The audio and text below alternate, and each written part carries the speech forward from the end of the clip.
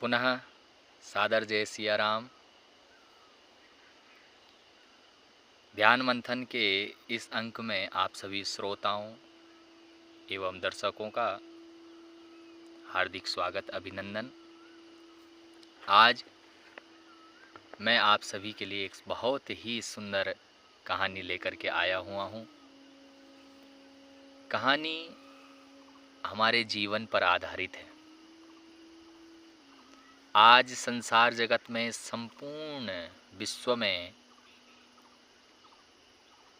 या किसी एक व्यक्ति के जीवन में भी लेकर के मान लीजिए, बहुत उथल पुथल चल रही है जीवन में, मन में, विचारों में, कर्म में, गति में।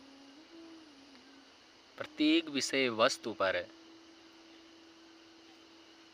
मनुष्य समझ नहीं पा रहा है कि क्या करें, क्या न करें। हमारा जीवन एक नदी के प्रवाह की तरह है और इस नदी के प्रवाह में सुख और दुख की दो धाराएं जो निरंतर सतत बहती रहती है हमारे साथ।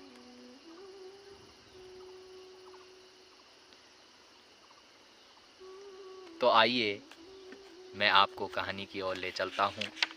आज मौसम बहुत अच्छा है। मैं अपने ही गांव, अपने निज निवास, अपनी कुटिया से थोड़ा ऊपर वन प्रदेश है, यहाँ आ रखा हूँ। बहुत ही अच्छा मौसम आज यहाँ का हो रखा है। आप भी इसका दर्शन कीजिएगा। तो चलते हैं कहानी की ओर। कहानी ऐसी है,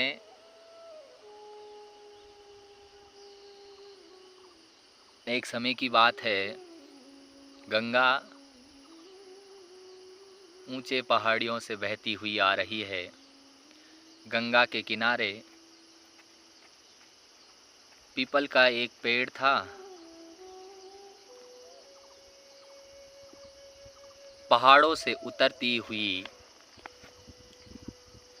गंगा पूरे देश में बह रही है और अपने पूरे वेग से सतत बह रही है।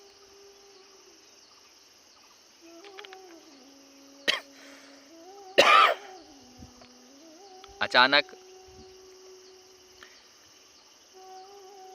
पीपल के पेड़ से दो पत्ते गिरते हैं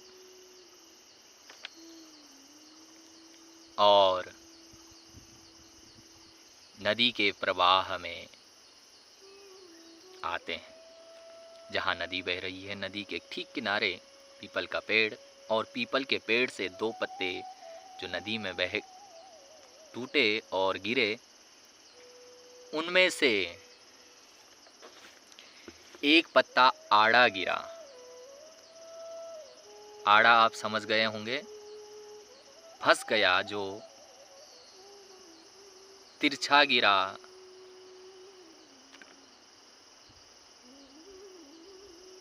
और दूसरा पत्ता सीधा गिरा, बिल्कुल सीधा, नदी के प्रवाह में सीधा गिरा। तो जो आड़ा गिर गया वह अड़ गया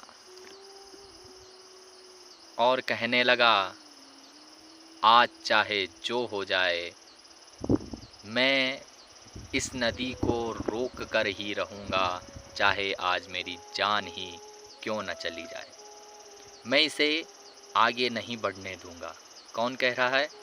जो पत्ता आड़ा गिरा हुआ है, जो फंसा हुआ है, वह नदी से कह रहा है और ज़ोर ज़ोर से चिल्लाने लगा कि रुक जा गंगा, अब तू आगे नहीं बढ़ सकती, मैं तुझे आगे नहीं बढ़ने दूंगा, मैं तुझे यहीं रोक दूंगा। पर नदी तो बढ़ती ही जा रही है, सतत बह रही है। बल्कि उस नदी को तो पता भी नहीं था कि कोई पत्ता उसे रोकने की कोशिश कर रहा है। पर पत्ते की तो मानो जान में जान आ गई। वह लगातार संघर्ष कर रहा है, लगातार जोर लगा रहा है।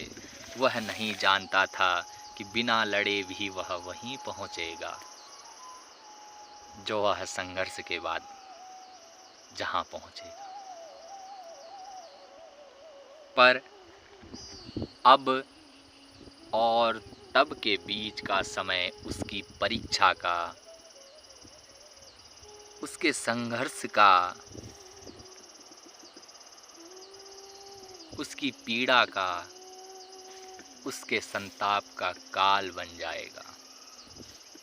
वहीं दूसरी ओर दूसरा पत्ता जो बिल्कुल सीधा गिरा और नदी के प्रवाह के साथ बड़े मौज से बहता जा रहा है।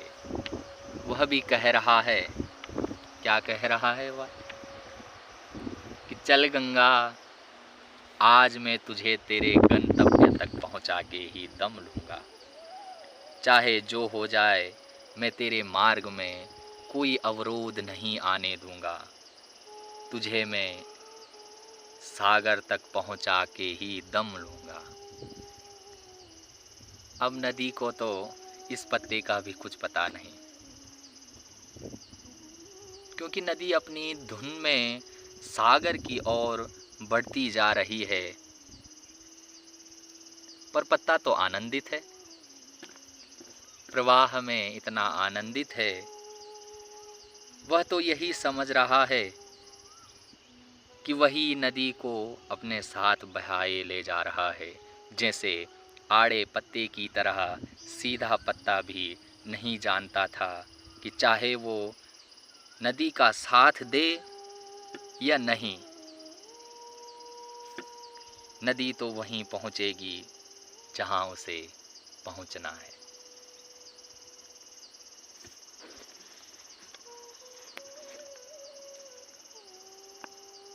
पर इस जो सीधे पत्ते के साथ अब और तब के बीच का समय उसके सुख का, उसके आनंद का काल बन जाएगा। काल का अर्थ है समय। जैसे आड़े पत्ते के साथ अब का और तब के बीच का समय उसकी पीड़ा का, उसके संताप का काल बन जाएगा, वैसे ही सीधे पत्ते का अब के और तब के बीच का समय उसके सुख का, उसके आनंद का काल बन जाएगा। जो पत्ता नदी से लड़ रहा है, उसे रोक रहा है, उसकी जीत का कोई उपाय संभव नहीं है। और जो नदी को बहाए जा रहा है, उसकी हार का कोई उपाय संभव नहीं है। ऐसे ही हमारा जीवन भी उस नदी के समान है। किस नदी के समान? जो उन दो पत्तों को लेकर के बह रही है,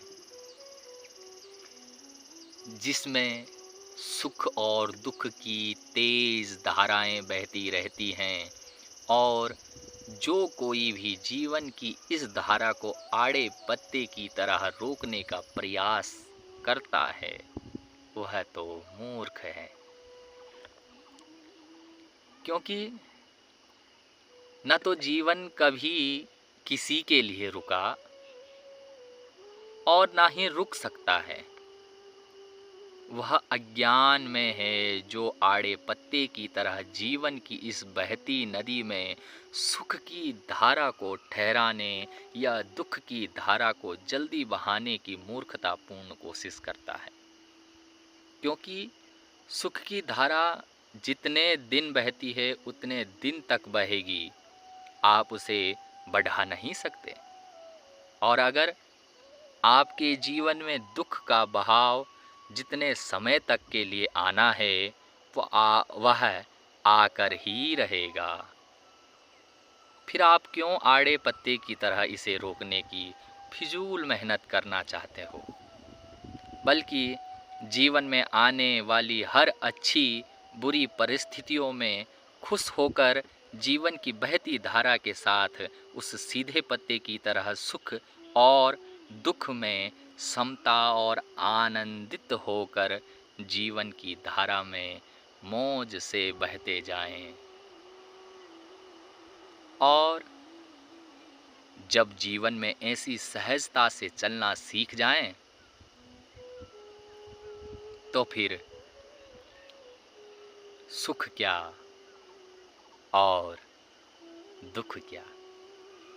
दुख में भी आप सदैव प्रसन्न रहेंगे तब जब आपके जीवन में सहजता, समता, सरलता और शांतपूर्ण जीवन रहे। तो आपके जीवन में सुख और दुख कोई महत्व नहीं रखता। हमें इस कहानी से यह शिक्षा मिलती है कि जीवन के बहाव में ऐसे न बहें कि थक कर, हार कर आप संतप्त हो जाएं और अंत तक जीवन आपके लिए एक पहेली बनी रहे। आपके जीवन में ऐसा नहीं आना चाहिए कि आपके जीवन में आपका जीवन आपके लिए एक पहेली बन जाए, बल्कि जीवन के बहाव को हंसकर ऐसे बहाते जाएं कि अंत तक आप जीवन के लिए एक पहेली बन जाएं। सुख हमारी खुद की संपत्ति है, इसे बाहर नहीं बल्कि अपने भीतर खोजें, अपने मन में खोजें, अपने हृदय में खोजें। इससे आप सदैव सुखी रहेंगे और मैं भी यही कामना करता हूँ। सर्वे भवन्तु सुखिनः, सर्वे सन्तु निरामयः, सर्वे भद्राणि पश्यन्तु मा कश्चित् दुःख भाग् भवेत्। जय सिया राम।